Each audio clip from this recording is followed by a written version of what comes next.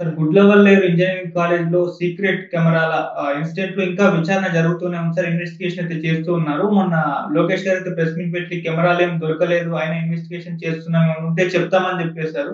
మరి ఈ case update ఏంటి? ఎటుపోతుంది? ఏమన్నా విషయాలు బయటపడ్డాయా లేదా సార్ ఇప్పటి వరకైతే? గుడ్లవల్లేరుకు సంబంధించి కొన్ని సంచలన విషయాలు బయటకొచ్చాయి ఇప్పుడు. హ్మ్. మామూలుగా అయితే ఆహ్, ఏం జరిగిందంటే అక్కడ విజయ్ అనే ఒక అబ్బాయి, ఇంకొక అమ్మాయి వీళ్ళిద్దరి మధ్య అఫెయిర్ నడుస్తుంది. వాళ్ళిద్దరు ఓయోలకెళ్ళేవాళ్ళు. ఈ విజయ్ అనేవాడు ఓయోలో ముందే కెమెరాలు పెట్టిచ్చి తమిద్దరి రొమాన్స్‌ని షూట్ చేసి ఈ అమ్మాయిని బ్లాక్‌మెయిల్ చేశాడు.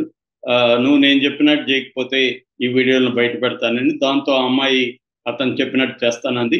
తను కొన్ని స్పై కెమెరాలు ఇచ్చి అవి అమ్మాయిల బాత్రూముల్లో ఇవి పెట్టు, ఆ వీడియోల్ని నాకు ఇవ్వని చెప్పాడు. అలాగా దాదాపు 300 వీడియోలు పైన బయటికి వెళ్ళిపోయినాయి. వాటిని అమ్మేసుకున్నాడు అతను అనేది ప్రధానంగా వార్త. అయితే దీని మీద తెలుగుదేశం వాళ్ళేమో దాంట్లో ఏమి కెమెరాలు లేవు, ఏమి లేవు అని పోలీసులు చెక్ చేశారు. కెమెరాలు లేవు, ఏమి లేవు. ఇదంతా వైసీపీ కుట్ర అని వీళ్ళ చెప్పారు. లోకేష్ కూడా చెప్పాడు. బట్ చంద్రబాబు మాత్రం ప్రాపర్‌గా స్పందించాడు ఆయన. ఆయన క్లియర్‌గా దీన్ని అమ్మాయి ఎందుకంటే ఇది అమ్మాయిలు ఎక్కువ ఫీల్ అవుతున్నారు కాబట్టి వాళ్ళ పేరెంట్స్ అంతా కూడా ఆందోళన చెందుతున్నారు. తమ పిల్లల వీడియోలు బయటికెళ్ళిపోతే అవి బయటొస్తే రేపు ఎలా బతకాలి సమాజంలో అని వాళ్ళు ఆందోళన చెందుతున్నారు అని చెప్పి చంద్రబాబు ఏం చేశాడంటే దీని మీద ఒక ముగ్గురు ఐజీలతో కమిటీ వేశాడు. ఆ ముగ్గురు ఐజీలు ఎవరంటే జీవీజీ అశోక్ కుమార్, ఆయన ఇంతకుముందు ఏసీబీలో పనిచేసిన ఆఫీసర్. పిహెచ్డి రామకృష్ణ, ఆయన ఎంటెక్ కంప్యూటర్ సైన్స్ చదివాడు. తర్వాత రవి ప్రకాష్, వీళ్ళ ముగ్గురు కూడా ఐజీలు, వీళ్ళ ముగ్గురుతో కూడా కమిటీ వేశారు. వీళ్ళకి సెడ్ అంటారు. సెడ్ అంటే కంప్యూటర్ ఎమర్జెన్సీ రెస్పాన్స్ టీమ్. దాని డైరెక్టర్ సంజయ్ వాహ్ల్, ఆయన కూడా పనిచేస్తున్నాడు. సెడ్ సీడాక్ పూణేలో ఈ సీడాక్ కూడా పనిచేస్తుంది. అంటే ఎక్స్పర్టైజ్డ్ కంపెనీస్ రెండు కూడా ఈ ముగ్గురి ఐజీలకి అనుబంధంగా పనిచేస్తున్నారు. వీళ్ళు అక్కడ ఉన్న హాస్టల్స్ అన్ని కూడా విజిట్ చేసి అమ్మాయిల ఆధ్వర్యంలో ఎలక్ట్రికల్ అండ్ ప్లంబింగ్ మెటీరియల్స్ అన్నిటినీ కూడా ఎలక్ట్రానిక్ డిటెక్షన్ దీని ద్వారా చెక్ చేస్తున్నారు. ఎక్కడెక్కడన్నా ఉన్నాయా ఏంటి అనేది మొత్తం చెక్ చేస్తున్నారు. ఇప్పటి వరకు ఏమీ బయటకు రాలేదు. అట్లాగే అక్కడ ఉన్న హాస్టల్లో ఉన్న వైఫై రూటర్ని కూడా క్షుణ్ణంగా చెక్ చేస్తున్నారు. ఎందుకంటే వైఫై రూటర్ ద్వారానే ఏదైనా కూడా ట్రాన్స్మిట్ అవుతాయి. ఇప్పుడు యాప్లు పెట్టుంటే కూడా అవి ఐడెంటిఫై చేస్తుంది. ఎందుకంటే అవి కూడా వైఫైతో కనెక్ట్ అవుతాయి కదా. కెమెరాలు కూడా ఇవాళ ఉన్న స్మార్ట్ సర్వేలెన్స్ కెమెరాలు కనెక్ట్ అవుతాయి అన్నమాట వైఫైతో. అందుకని అట్లేమన్నా అయినాయా, లేదు ఈ పిల్లలు తమ మొబైల్ డేటాతో ఏమన్నా హాట్స్పాట్ పెట్టుకొని చేసుకున్నారా అనేది కూడా వాళ్ళు చూస్తున్నారు. అట్లేమన్నా హాట్స్పాట్ ఎవరికైనా షేర్ చేశారని కూడా ఫోన్లు చెక్ చేస్తున్నారు. ఈ విజయ్ వాళ్ళ అమ్మాయి వీళ్ళిద్దరికి సంబంధించిన సెల్ ఫోన్లను స్వాధీనం చేసుకున్నారు, కంప్యూటర్స్ స్వాధీనం చేసుకున్నారు. కంప్లీట్గా ఎలక్ట్రానిక్ గ్యాడ్జెట్స్ ఏమేమి ఉన్నాయో అవన్నీ స్వాధీనం చేసుకొని హార్డ్ డిస్కులతో సహా క్షుణ్ణంగా వాటిని కూడా పరిశీలిసి ఏదన్నా డేటా రిమూవల్ చేశారా, డిలీట్ చేశారా, వాటిని రికవరీ చేయడానికి కూడా వాళ్ళు ట్రై చేస్తున్నారు. సో ఇప్పటి వరకు వాళ్ళ ఇన్వెస్టిగేషన్లో కొన్ని సంచలనమైన విషయాలు బయటకు వచ్చాయి. అది నెంబర్ 1, కెమెరాలు ఏమీ లేవు అనేది ఇప్పటి వరకు బయటకు వచ్చాయి. ఎక్కడా కూడా కెమెరాలు పెట్టలేదు అనేది బయటకు వచ్చింది. అయితే కెమెరాలు పెట్టారని, వీడియోలు తీశారని ఎందుకు న్యూస్ స్ప్రెడ్ అయిందనే దానికి కూడా వీళ్ళు ఎక్స్ప్లెయిన్ చేయగలుగుతున్నారు. వీళ్ళు చెప్పిన స్టోరీ వింటే ఇది ఒక భయంకరమైన స్టోరీ అని చెప్పచ్చు. అంటే ఇవాళ సమాజం ఎలా ఉంది, ఇవాళ ఇంజనీరింగ్ కాలేజీలో పిల్లలు ఎలా బిహేవ్ చేస్తున్నారని తెలియడానికి ఇదొక ఈ స్టోరీ పనికొస్తుంది. ఈ స్టోరీ ప్రకారం ఏంటంటే విజయ్ అండ్ ఈ అమ్మాయి, ఆ అమ్మాయి పేరు బయటికి చెప్పట్లేదు, విజయ్ ఇంకొక అమ్మాయి, ఇద్దరు కూడా ఇంజనీరింగ్ కాలేజ్ పిల్లలు. Vijay final year student. వీళ్ళిద్దరి మధ్య అఫైర్ నడుస్తుంది. వీళ్ళిద్దరూ అప్పుడప్పుడు ఓయో రూమ్ లో బుక్ చేసుకుని ఎంజాయ్ చేసి వస్తున్నారు. వీళ్ళిద్దరూ వీడియోలు కూడా ఈ మధ్య కామన్ అయిపోయింది. నేను కూడా చాలా సార్లు చెప్పాను, మన యూట్యూబ్ మోడల్లోనే పోర్న్ ట్యూబ్ల మోడల్ కూడా ఉంటుంది. దాంట్లో కూడా మనం ఒక ఛానల్ పెట్టుకొని మన న్యూడ్ వీడియోల్ని దాంట్లో పెడితే అది ఎంతమంది చూస్తే దాన్ని బట్టి మనకు డబ్బులు వస్తుంది అనమాట. గూగుల్ యాడ్స్ వస్తాయి, దాంట్లో కూడా ఆ యాడ్ రెవెన్యూ మనకు కూడా ఇస్తారు. అందువల్ల చాలా మంది ఇప్పుడు ప్రజలు వాళ్ళ ఓన్ వీడియోలు వాళ్ళే షూట్ చేసుకొని దాంట్లో పెట్టుకొని డబ్బులు సంపాదించుకుంటూ అదొక లైవ్లీహుడ్గా చేసుకుంటున్న వాళ్ళు ఉన్నారు. సో వీళ్ళు కూడా మరి అలా చేశారా, లేకపోతే చేసే క్వాలిటీ వీడియోలు తీసుకోవడం అనేది కామన్ అయిపోయింది. అమ్మాయిల అబ్బాయిలు తాము చేసే రొమాన్స్ అంతా వీడియోలు చూసుకోవడం, మళ్ళీ చూసుకోవడం, ఇవి కామన్ అయిపోయింది. కాబట్టి అలాగా మొత్తానికి విజయ్ ఆ అమ్మాయి తీసుకుంటున్నారు. ఈ క్రమంలో ఏమైందంటే ఈ అమ్మాయికి ట్రై చేస్తున్న ఇంకొక లవర్ ఉన్నాడు. వాడు అంటే వాడిని ఈ అమ్మాయి లవ్ చేయట్లేదు, కానీ వాడి అమ్మాయిని లవ్ చేస్తున్నాడు. వాడికి ఈ విషయం తెలిసింది. వీడు ఇలాగా ఎందుకంటే వీడు విజయ్ అనేవాడు ఇంకోవరకు ఫ్రెండ్కి చూపించాడు, ఇది చూడరా నా గర్ల్ ఫ్రెండ్తో నేను వీడియోలు చేసుకున్నానని చూపించాడు.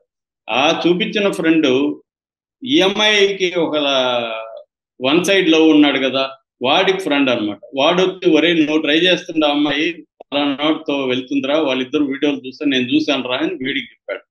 వీడికి కాలింది.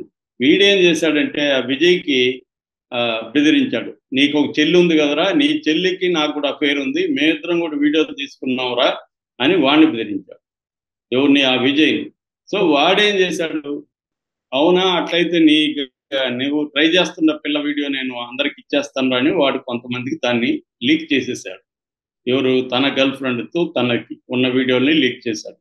సో ఇవి అమ్మాయిలకి తెలిసిపోయింది. అమ్మాయిలు కొంతమంది ఈ పిల్లని అడిగారు, ఏంటి నీ వీడియోలు ఇలా తిరుగుతున్నాయి కాలేజీలో అంటే, ఆ అమ్మాయి ఏం చేసిందంటే తన వీడియోలు తిరుగుతా ఉంటే తనకి పరుగు పోతుందని చెప్పి ఆ పిల్ల ఏం చేసిందంటే ఈ అమ్మాయిలతో నాదే కాదు మీవి కూడా బయట తిరుగుతున్నాయి, మీకు ఇంకా తెలియదు, విజయ్ కెమెరాలు ఇచ్చి పెట్టమన్నాడు, నేను కెమెరాలు ఇచ్చి పెట్టాను, మీవన్నీ కూడా నేను షూట్ చేసి విజయ్కి ఇచ్చాను, మీవన్నీ కూడా బయట జరుగుతున్నాయని ఈ అమ్మాయి వాళ్ళని భయపెట్టడానికి చెప్పింది. ఎందుకంటే లేకపోతే వీళ్ళు తన వీడియోని స్ప్రెడ్ చేస్తారనేసి తనను తాను కాపాడడం కోసం ఈ అమ్మాయిలు బెదిరించింది.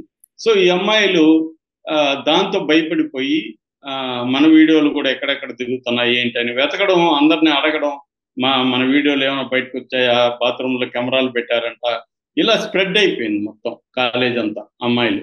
సో దాంతో ఒక్కసారిగా భయభ్రాంతం అయిపోయింది. ఏ బాత్రూంలో కెమెరా ఉందో ఏంటో ఎవరికి తెలియని ఒక కన్ఫ్యూజన్, ఆందోళన మొదలైంది. ఇలాగా ఇది ఇష్యూ బయటకు వచ్చింది అనేది ఇప్పుడు చెబుతున్నారు. ఇది అఫిషియల్ కథనం కాదు నేను చెప్తున్నది. ఇంకా ఆ కమిటీ నివేదిక ఇంకా ఇవ్వలేదు, ఇంకా ఫైనల్ కన్క్లూజన్కి రాలేదు, కానీ ఇదొక లీక్డ్ స్టోరీ అనుకోవచ్చు ఇప్పుడు వస్తున్నది. సో ఇది పాజిబిలిటీ అయితే ఉంది, ఎందుకంటే అమ్మాయిల అబ్బాయిల మధ్య ఇలాంటివి కామన్. వాళ్ళు వీడియోలు ఫోటోలు తీసుకుంటున్నారు. ఒక్కొక్కసారి వాళ్ళిద్దరూ గొడవలు వచ్చినప్పుడు వాళ్ళ బెదిరింపులు ఎలాగా ఉంటాయంటే నీ వీడియోలు బయట పెట్టేస్తాను నేను చెప్పింది చేయకపోతే అనేది ఉంటుంది. మనం ఇక్కడ వాడు పుష్ప కేసు కూడా అలా ఒక అమ్మాయి చనిపోయింది కదా, వాళ్ళిద్దరు వీడియోలు తీసి పుష్ప కేసు ఆ అమ్మాయిని బెదిరించాడు, దాంతో అమ్మాయి చనిపోయింది కదా. ఇట్లాంటివి నేను కూడా చాలా క్రైమ్ వీడియోస్లో నేను కూడా చాలా చేశాను. ఎందుకంటే ఆ మధ్య కూడా నల్గొండలో కూడా ఇద్దరు అమ్మాయిలు ఆత్మహత్య చేసుకుని చనిపోయినారు, వాళ్ళ ఫోటోలు ఇలా వెళ్ళిపోయినాయి. ఇది కామన్ అయిపోయింది. వాళ్ళ అమ్మాయిల్ని అబ్బాయిలు ఏం చేస్తారు, ట్రాప్ చేస్తున్నారు. ఇప్పుడు అబ్బాయి న్యూడ్ వీడియో బయట పోతే అబ్బాయి క్యారీ చేయడు, నా వీడియో బయట నేనే ఇస్తాను పెట్టుకోరా అంటాడు. అమ్మాయిలు ఇప్పటికి కూడా మన దేశంలో పితృస్వామ్య భావజాలం ఉండడం వల్ల కావచ్చు, అమ్మాయిలు ఇంకా కూడా డెలికేట్గా ఫీల్ అవుతున్నారు. తమ న్యూడ్ వీడియోలు వెళ్ళిపోతే తమ తల్లిదండ్రులు ఎలా ఫీల్ అవుతారు, ఇంట్లో వాళ్ళు ఎలా ఫీల్ అవుతారు, సమాజంలో తాము తలంచుకోవాలి అన్న ఒక భయాందోళనలు ఇప్పటికి కూడా విమెన్లో, ఆడపిల్లల్లో ఉండడం వల్ల బెదిరించగలుగుతున్నారు. నిజానికి నేను అందుకనే ప్రతి వీడియోలో చెప్తుంటున్న అమ్మాయిలకి, మీ న్యూడ్ వీడియోలు బయట పోతే మీరు ఏమీ భయపడకండి, ఏ రకమైన ఆందోళన అవసరం లేదు, పోతే పోయింది, చూస్తే చూసుకుంటారు అనుకొని మీరు వదిలేసుకుంటే మిమ్మల్ని ఎవడు బ్లాక్మెయిల్ చేయలేడు. మీరు ఎప్పుడైతే భయపడతారో ఆ భయాన్ని పెట్టుబడిగా వాడు బ్లాక్మెయిల్ చేస్తున్నాడు. ఇక్కడ కూడా విజయ్ అనేవాడు వాళ్ళ గర్ల్ ఫ్రెండ్ బ్లాక్మెయిల్ చేయడానికి కారణం ఆ గర్ల్ ఫ్రెండ్ భయపడటమే. ఫస్ట్ ఆఫ్ ఆల్ ఇలాంటి వీడియోలు తీసుకోకుండా ఉండడానికి అమ్మాయిలు ట్రై చేయాలి. తీసుకుంటే రేపు పొద్దున ఏదో రూపంలో బయటపోయే అవకాశం ఉంది. ఒకవేళ బయటపోతే పోనీలే అనుకునే యాటిట్యూడ్ని అమ్మాయిలు పెంచుకోకపోతే రాబోయే కాలంలో వస్తుంది. మీ తప్పు లేకపోయినా, మీరు వీడియోలు తీసుకోకపోయినా, మీ ఫోటో ఉంటే కూడా చాలు, ఆ ఫోటోని డీప్ ఫేక్ టెక్నాలజీని ఉపయోగించి ఫోటోని వీడియోగా మార్చేయచ్చు, ఆ వీడియోని న్యూడ్ వీడియోగా మార్చేయచ్చు, అన్నీ చేసేయచ్చు. కాబట్టి మీ ఫోటో ఒకటి ఉంటే చాలు, దీనికి భయపడాల్సిన అవసరం లేదు. పోతే పోయింది, మన న్యూడ్ బాడీ వేరే వాళ్ళు చూస్తే మనకు పోయేదేముంది అనుకునే ఒక మైండ్ సెట్ డెవలప్ చేసుకోవాలి అమ్మాయిలు లాంగ్ టర్మ్లో. ఏదేమైనా చంద్రబాబు దీన్ని అయితే పర్ఫెక్ట్ గానే డీల్ చేస్తున్నాడు, ప్రాపర్ కమిటీ వేశాడు, దీన్ని బయటకు వస్తుంది ఖచ్చితంగా. ఇబ్బంది పడాల్సిన అవసరం అయితే నాకు తెలిసి లేదు. Thank you so much.